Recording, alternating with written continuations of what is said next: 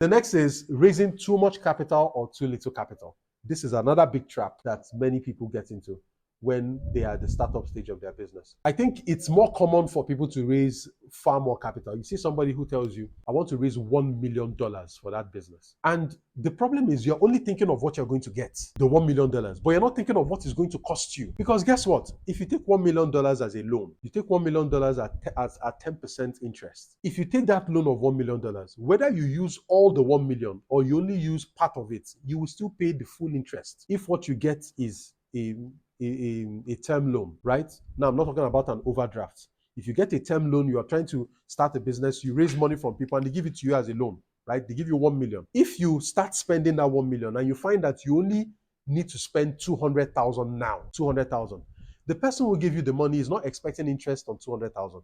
They're expecting interest on the full money that they give you. So in that sense, raising too much money is a disadvantage for you, because you will end up incurring costs on monies you are not using. And some people think they are very intelligent. They take the extra money and they start investing it. Now, many times what I find is the return on the investment is not even up to the cost of the capital. That's number one mistake. The second mistake is that they take that excess money and put it in high-risk investments. I've seen somebody who took the money, put it in crypto, put it in FX, Forex, and things like that. And guess what? If anything happens to that money, you are screwed.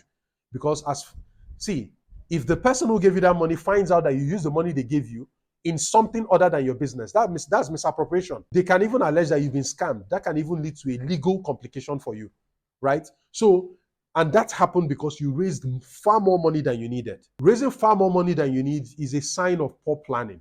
It's not as if you always raise exactly how much money you need. But the way it's done is, what do you really need to spend on? What are your use of funds? What will you spend on?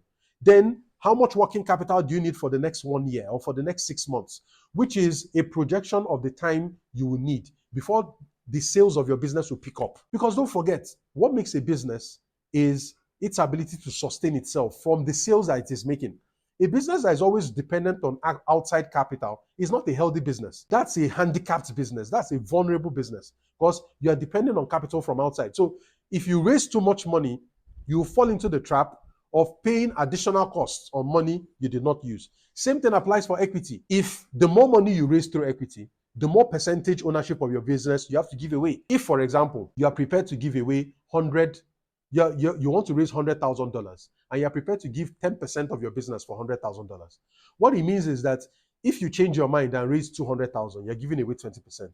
If you want to raise 300,000, you're giving away 30%. If you want to raise 1 million, you give away 100% of your company. So the more you raise through equity, the more ownership stake you lose, right? So raising money is not costless. It will cost you.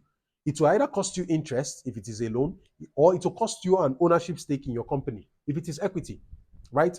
The other side of this is raising too little money. And the bad side of this is you may come off as incompetent if you raise money from people and then come back and say you need more. Now, in many ways, I would prefer raising little money than raising too much money. Here's what I mean. When you want to raise money, it's usually good to raise money based on milestones. Okay, so to hit our next milestone, which may be to make our first $100,000 in sales, right? We need to raise $250,000. So the moment you hit that milestone, you can approach the investors again and say, we've hit our milestone.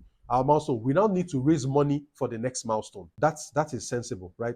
But if you're not using the milestone approach, what it means is that you will raise money and that money will not be enough for you to actualize the potential of that business. And you have to run back to start looking for money when you should have spent that time growing your business. So either way is bad. Raising too much money, bad. Raising too little, dangerous. You need to be able to plan properly and know how much money are you looking at. There's a course inside of the BMG Academy known as the fundraising masterclass. Inside of that masterclass, you're going to see how to structure the use of your funds. If you're interested in learning more about the topics I offer when it comes to starting, building, and growing a business, this is your opportunity to join my community. It's known as the BMG. I provide extensive courses on different topics and challenges that afflict business owners, from how to optimize your profits, how to manage costs, how to boost your sales, how to develop processes, how to scale your business. There's a whole lot that I can teach you. If you want to go deeper into my content, this is your chance. Go to the link on your screen right now, jointhebmg.com.